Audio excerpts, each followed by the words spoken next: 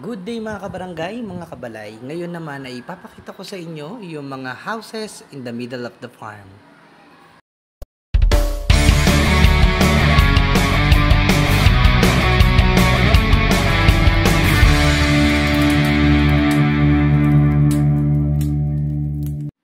So now ito yung una nating i-check. A White House Villa in the middle of the farm. So elegant, napakaganda, at maraming ilaw. Ang mga curtains na ginamit and the furnitures ay perfect. Ayan. Even the tiles at yung mga halaman na inilagay sa mga corners ng kitchens and ng living area ay napakaganda.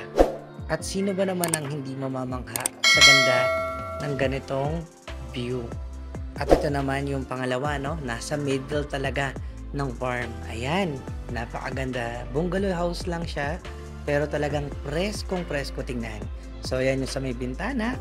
Sobrang ganda. Ito yung CR nila. Lagi talagang makikita mo laging may bintana. And para talagang na-experience yung nature.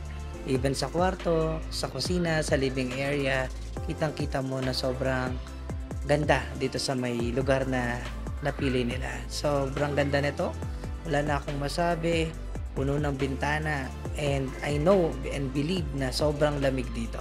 So, kung gusto nyo ng kagaya nito, pwede nyo pong gayahin yung mga design na ginawa nila.